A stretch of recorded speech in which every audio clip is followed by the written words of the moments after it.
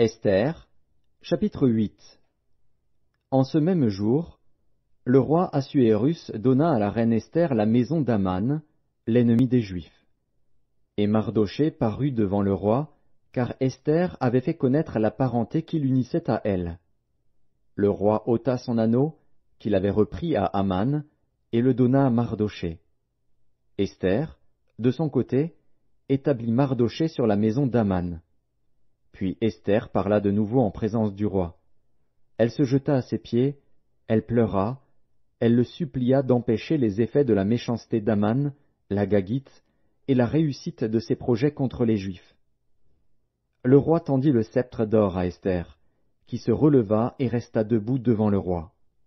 Elle dit alors, « Si le roi le trouve bon et si j'ai trouvé grâce devant lui, si la chose paraît convenable au roi et si je suis agréable à ses yeux, qu'on écrive pour révoquer les lettres conçues par Aman, fils d'Hammédatha, l'Agagite, et écrites par lui dans le but de faire périr les Juifs qui sont dans toutes les provinces du roi. Car comment pourrais-je voir le malheur qui atteindrait mon peuple, et comment pourrais-je voir la destruction de ma race ?» Le roi Assuérus dit à la reine Esther et au juif Mardochée, « Voici, j'ai donné à Esther la maison d'Aman, et il a été pendu au bois pour avoir étendu la main contre les Juifs. Écrivez donc en faveur des Juifs comme il vous plaira, au nom du roi, et scellez avec l'anneau du roi. Car une lettre écrite au nom du roi et scellée avec l'anneau du roi ne peut être révoquée. » Les secrétaires du roi furent appelés en ce temps, le 23e jour du 3e mois, qui est le mois de Sivan, et l'on écrivit, suivant tout ce qui fut ordonné par Mardochée, aux Juifs, aux satrapes, aux gouverneurs et aux chefs des 127 provinces situées de l'Inde à l'Éthiopie, à chaque province selon son écriture, à chaque peuple selon sa langue, et aux Juifs selon leur écriture et selon leur langue. On écrivit au nom du roi Assuérus, et l'on scella avec l'anneau du roi. On envoya les lettres par des courriers ayant pour monture des chevaux et des mulets nés de juments.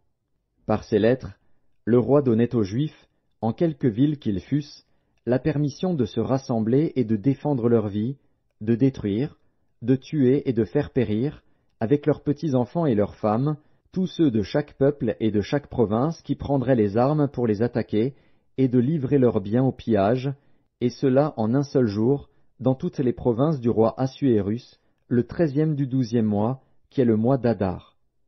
Ces lettres renfermaient une copie de l'édit qui devait être publié dans chaque province, et informaient tous les peuples que les Juifs se tiendraient prêts pour ce jour-là à se venger de leurs ennemis. Les courriers, montés sur des chevaux et des mulets, partirent aussitôt et en toute hâte, d'après l'ordre du roi. L'édit fut aussi publié dans Suse, la capitale. Mardochée sortit de chez le roi, avec un vêtement royal bleu et blanc, une grande couronne d'or, et un manteau de byssus et de pourpre. La ville de Suse poussait des cris et se réjouissait. Il n'y avait pour les Juifs que bonheur et joie, allégresse et gloire. Dans chaque province et dans chaque ville, partout où arrivait l'ordre du roi et son édit, il y eut parmi les Juifs de la joie et de l'allégresse, des festins et des fêtes. Et beaucoup de gens d'entre les peuples du pays se firent juifs, car la crainte des Juifs les avait saisis.